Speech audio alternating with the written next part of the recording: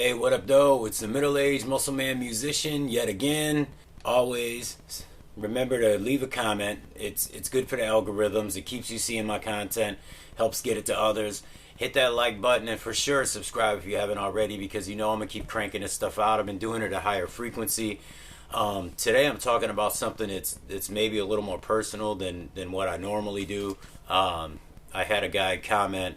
Sorry, I don't remember his name. He liked the fact that I brought up how it is important for people with ADHD to consider bodybuilding and things of that nature.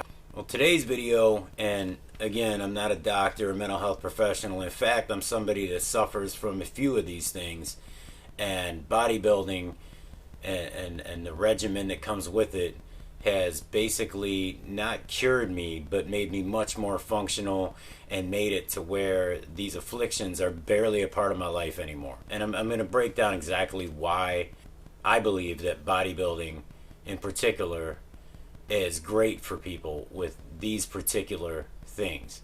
From what I've seen and what I know personally, ADHD, bipolar disorder, general depression, identity issues, obsessive compulsive disorder, they're all improved with control over aspects of someone's life.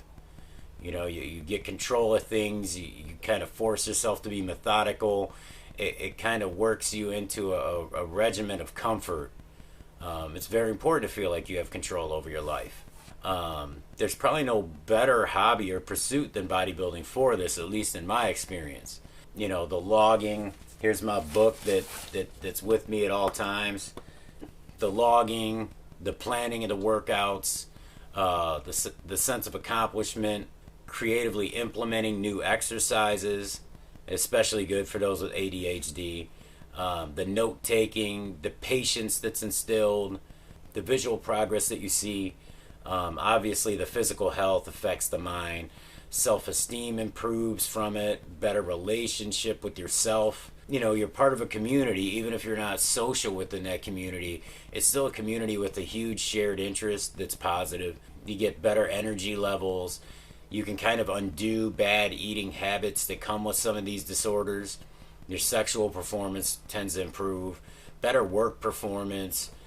You create kind of a daily routine. You have something to look forward to. All of these things work for the particular afflictions that I named. You're obviously also firing positive chemicals when you work out. There's the actual chemical gratification that comes from good results and exertion and things like that. Me personally, I deal with a bipolar 2 diagnosis, which includes ADD and with many ADHD. So obviously I need a little extra than maybe the average person to be stimulated and to stick with something and to hone my focus in. Bodybuilding is great for that. There's a variation of exercises and how you can track what effect they have and stuff like that. You get to be creative with it. You get to try something new every time you go to the gym, if you design it that way. I feel like there's probably some people out there who shy away from bodybuilding because they hear words like routine. You know what I mean? Like that just paints, that puts something in your head that it's going to be the same over and over and over again. Now it is, you do want to stick to some core exercises and build around it, but I'm very big on, as you probably noticed from, if you watched it, my training split video, I'm big on incorporating new exercises pretty regularly. I personally feel that there are a lot of positives to that in the bodybuilding sense as far as results go and things like that, but most importantly, I'm excited about the workout. I'm excited about doing that new thing that, you know, one of my favorite bodybuilders does. It's something I may have come up with myself. There's a lot of things as far as the accomplishment, because obviously if you're bipolar, I'm a bipolar 2, you deal with kind of big mood swings. And a lot of times they're very down. And then when you have your ups, you're kind of trying to make up for what you didn't do during that down. The kind of patience that's instilled, it seems to help bridge the gap of those two extremes. And as far as the depression part of it, you can be very, very down. But when you see that you have the ability and the control to defeat genetics practically. To reach certain goals, you may find that this one thing, bodybuilding, you personally rise above many other people. So it makes you feel a little more capable, a little more significant maybe. Bodybuilding kind of spins off into creating interest in other athletic and outdoor activities, which also leads to more positivity. So if you get into this regimen of working out X amount of days, tracking your progress, having control over what's happening in your life, next thing you know, you're kind of doing more active things. You're firing off those positive chemicals. And even though your depressive time is still down, you can look back on it and kind of see the positive things you did and see how active you were. And that may kind of help contribute to your next down period being less down. You may use it as a motivation, like, hey, last time I was able to crawl myself halfway out of this hole, maybe this time I can go even further. But as far as like the OCD thing, that's also a part of my particular diagnosis, and the ADHD, to me, with the ADHD, if you can manage to have something that's so intricate that you absolutely have to dedicate your attention, that can give you kind of a discipline to be able to focus a little bit better elsewhere. You get kind of a positive rush out of, wow, that's something I can never do with anything. Look at this. Look at how I've stuck to this. Look at how I've detailed all of this stuff. My mind is stimulated. I'm looking at how much weight I did last week. I'm looking at how many sets I did, how many reps. That you got to keep these notes in order to kind of feel this way. But as far as the obsessive compulsive thing and that need for control, you're implementing new exercises, you're changing the order of sets, you're changing the number of reps, you're doing supersets, drop sets, you're deciding when to do cardio before or after, during, separate days. You're playing around with their splits, body weight exercises, you're doing light exercises, you're doing heavy exercise. You never get bored, is what I'm getting at. It'll add some positivity if you're in a depressed state. It'll help exert some of that extra energy if you're in a manic state. It will help you with self-esteem issues. It will satisfy that obsessive compulsive thing if you have that, because you're looking at these details, you're editing your approaches and things for an end result. And the end result, yeah, it can be great, but it'll never be perfect. So you'll always be on this quest, and you'll always be intrigued, and you'll always be busy. That's also very important with some of these things, because anxiety and stuff comes with many of these afflictions. It can help you to overcome that, even if just for a moment. But that moment can mean everything if you're in a really bad state. And the ADHD, like I said, doing all of those things that I just mentioned, changing things up, keeping it interesting and all of that, I mean, it becomes your go-to. The bodybuilding becomes your go-to when you can't seem to focus on anything. It's like, you know what? I want that feeling of calmness and control. Where do I get that from? That's right. Let me crack open this gym activity log. Let me take a look at what I accomplished in the last 2 weeks or something like that, what I think worked, what I think didn't work. Next thing you know, you're 3 hours into it. You've designed your next 2 weeks workout plan. You know exactly what you're going to do. You go in there and attack it as soon as you get done writing. For me personally, bodybuilding is my personal escape. My personal escape from just about every stressor in my life, and my personal escape from the metaphorical prison that my own mind has put in by itself at times. I'm not saying I'm unstable or I'm in a worse spot than anyone else when it comes to this stuff, but I do feel that if I didn't have bodybuilding, if I hadn't have returned to this after many years of being away from it, I can clearly see who I am as a person while I'm doing it and who I was when I wasn't doing it. And I can see a serious contrast there, and it's like, look, if I'm not sure of anything else in my life, I definitely want to be the person I am now as opposed to the person I was then. I've got a sense of order. I've got more self-esteem. I feel like I have some control over my life. My mind is stimulated. I've got more positive chemicals firing. I'm eating better. I have a better sleep schedule. My sex life improves. My ability to communicate with others improves. Just everything. My energy levels. I'm not saying that if you have certain mental or personality disorders and stuff like that, to stop taking your medication or to stop talking to your therapist or any of that kind of stuff. What I am saying is that this can be something you do yourself that contributes to a more positive lifestyle.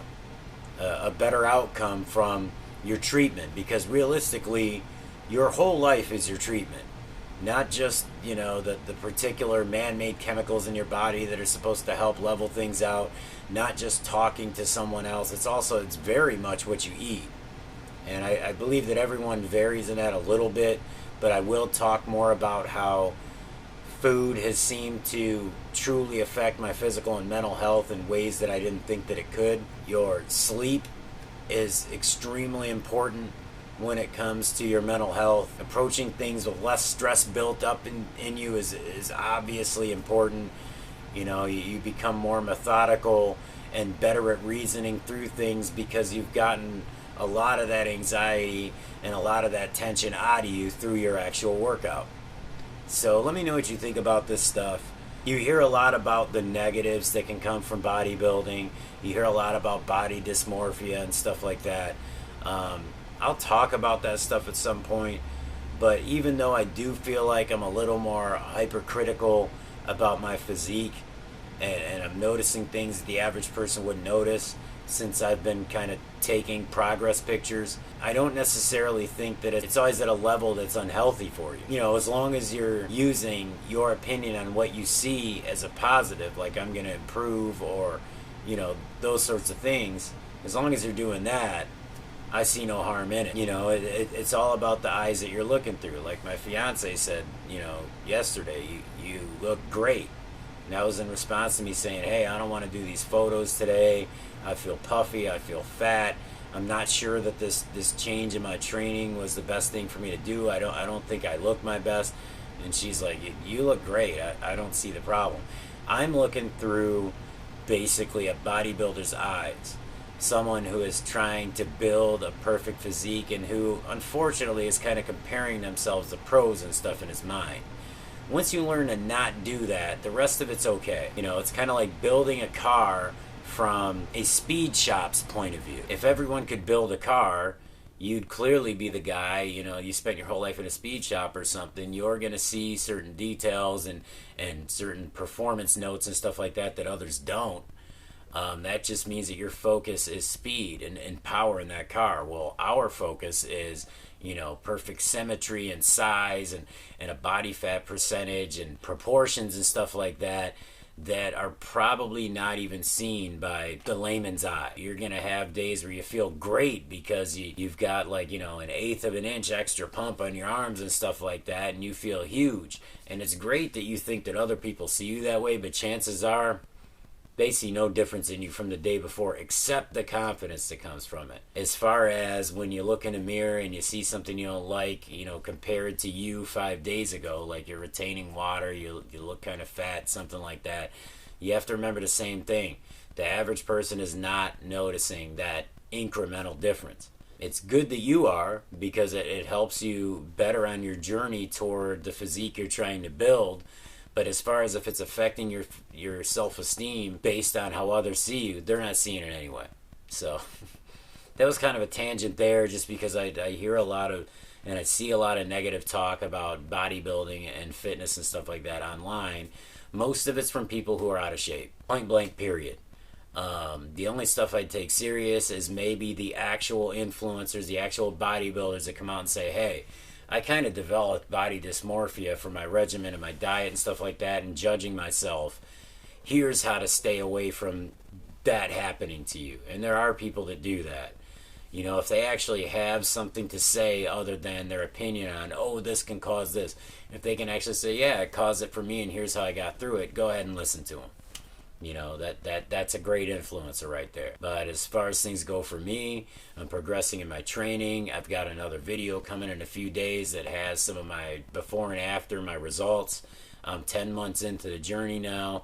As everyone knows, I've lost roughly 60 pounds. I've lost a ton of body fat, and I'm kind of working on finally, you know, packing on a little bit more muscle. I'm not so much in a deficit anymore, and I'm able to go much harder in the gym as far as the amounts of weight that I use. I'm incorporating new exercises that I may have shied away from before, stuff like that. So I'm going to start packing on mass now. I say packing on, but it'll be a gradual thing. But by the time of 1 year, I don't think you'll be able to recognize this is the same guy. Other than my tattoos, my weird mole, you know, and my ugly mug, you won't be able to tell it's the same damn person. And that's exactly what I set out to do, was build who I wanted to look like and who I wanted to feel like. I wanted more energy. I was over 40. I had a baby on the way. So, you know, I wanted to live longer. I wanted to feel more energetic. I wanted to be more mentally sharp. And I wanted to look at myself and say, okay, you're very capable of not just creating a child, but creating a better you. So, hope you found this helpful and informative. I'm really putting it out there, hoping to hear other guys' stories on how this helped with your depression or your bipolar to help balance you out, maybe your ADD, your obsessive compulsive disorder. I mean, in some ways, I feel like this is the only thing that has helped me with certain aspects of that stuff. So let me know in the comments exactly how you feel. You know, you don't have to get too personal or anything like that, but let me know how bodybuilding has helped improve your mental state overall. And hey, if it's done negative for you too, I want to hear that, because I want to know what to stay away from when it comes to this stuff. You know, back in the day, I was too big on ego lifting and stuff like that, and I hurt myself. And what I realized is that I became a little too overconfident from my bodybuilding endeavors, and I ended up hurting myself as a result of it. So that can happen. But let me know the negatives too, you guys. Leave me a comment. You know, share this with a friend or something like that. Throw it on Reddit, whatever. Go ahead and slice it up if you want to. Download it, cut it up, I don't care. Other than that, I'll see you in a few days with a very special training related video. And on that note, I say peace.